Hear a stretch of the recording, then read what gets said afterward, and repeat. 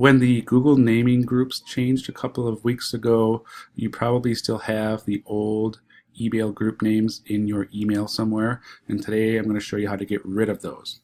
So if I try to type in MON all staff, this is the one that I want. This certified staff is the one that I belong to that I want. I don't want this one.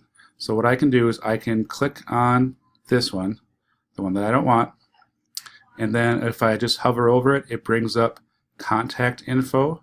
And if I go to contact info, it's going to bring up this screen, and I can go to more and delete contact.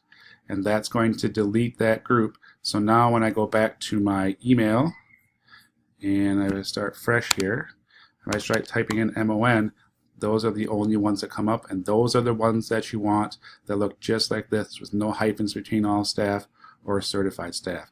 So that quick fix will probably save you a little bit of frustration.